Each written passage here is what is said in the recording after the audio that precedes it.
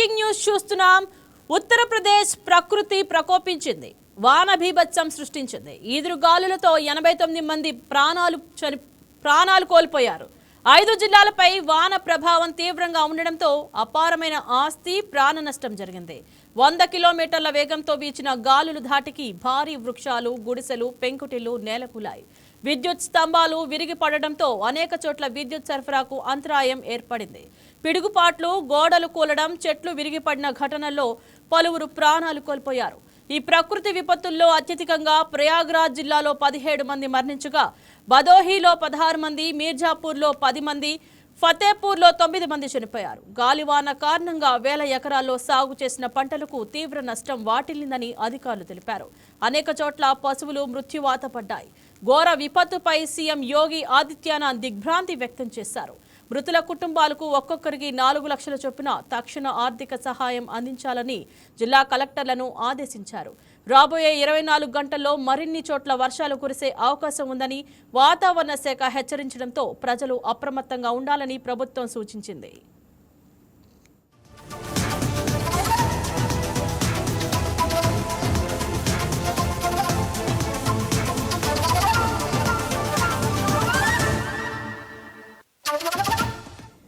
ఇక ఇదే అంశం గురించి మరింత సమాచారం మా correspondent Durga Prasad phone in లైన్లో సిద్ధంగా ఉన్నారు. గుడ్ ఆఫ్టర్నూన్ దుర్గా ప్రసాద్, చెప్పండి, ఉత్తరప్రదేశ్లో వర్షాల పరిస్థితి ప్రస్తుతం ఎలా ఉంది?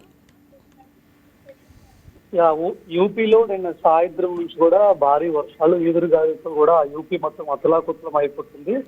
సడన్ గా నిన్న సాయంత్రం అనూహ్యంగా వాతావరణం మారిపోవడంతో రాష్ట్రంలో పలు జిల్లాల్లో పెను విషాదం నెలకొంది.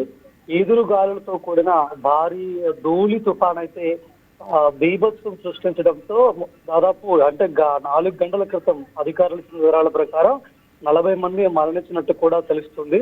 ముఖ్యంగా యూపీలో ఈ తుఫాను ప్రభావం 5 జిల్లాలపై పడింది.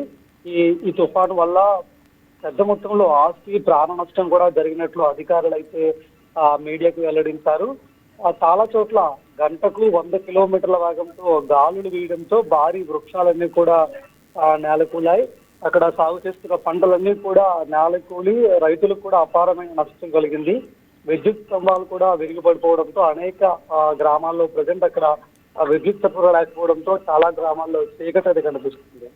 ఈదురు గాలుల తీవ్రతకు చాలా చోట్ల ఇళ్లు కూడా కూలిపోయిన పరిస్థితి, మరికొన్ని చోట్ల చెట్లు విరిగిపడడం వల్ల కూడా ప్రమాదాలు సంభవించి అప్పటి వరకు చాలా మంది ప్రజలు ప్రాణాలు కోల్పోయినట్లు తెలుస్తుంది.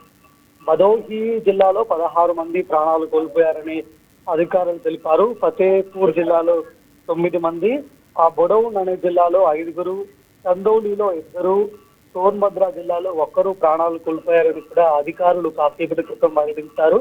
మరణాల సంఖ్య మరింత పెరిగే అవకాశం ఉందని కూడా తెలుస్తుంది. అధికారులు చెప్పిన వివరాల ప్రకారం ప్రస్తుతానికి 40 మంది అయితే ప్రాణాలు కోల్పోయారు. అధికారుల దృష్టికి రాని మరణాలు ఇంకా చాలా ఉన్నాయని కూడా అక్కడ పరిస్థితి చూస్తే అర్థమవుతుంది. అయితే ఈ తుఫాన్ వల్ల ప్రాణ నష్టం మాత్రమే కాకుండా ఈ అకాల వర్షాలు, గాలివాన కారణంగా వేల ఎకరాల్లో సాగవుతున్న అన్ని పంటలకు కూడా తీవ్రమైన నష్టం వాటిల్లింది. అనేక చోట్ల పశువులు కూడా చనిపోయిన పరిస్థితి, పేదవాళ్ళు నిర్మించుకున్నటువంటి పేద గుడిసెలు, పెంకుటిళ్ళు ఇవన్నీ కూడా పూర్తిగా ధ్వంసమైన పరిస్థితి. సో దీంతో అక్కడ ఉన్నటువంటి యోగి సర్కార్ అయితే దిగ్భ్రాంతి వ్యక్తం చేసిన పరిస్థితి. బాధితులను ఆదుకునేందుకు తక్షణమే రంగంలోకి దిగి ప్రభుత్వం సహాయక చర్యలు చేపడుతుంది.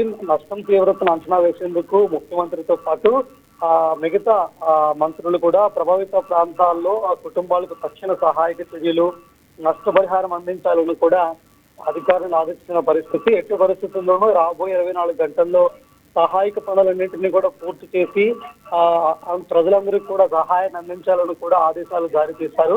అయితే ప్రజెంట్ అయితే వాతావరణం ఇంకా అక్కడ ఆందోళనకరంగానే కనిపిస్తుంది. అధికారులందరూ కూడా అప్రమత్తంగా ఉండాలని ప్రజల్లో కోరిన పరిస్థితి.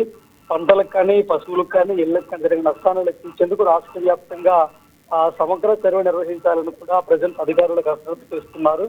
బాధితులకు అండగా నిలవడానికి ప్రభుత్వం అన్ని విధాలా ప్రయత్నిస్తుంది. సో ప్రజలందరూ కూడా సురక్షితంగా ఉండాలని కూడా రాష్ట్ర ప్రజల్ని యోగి ఆదిత్యనాథ్ కోరిన పరిస్థితి ఉత్తరప్రదేశ్ లో కనిపిస్తుంది. Right, thank you Durga Prasad.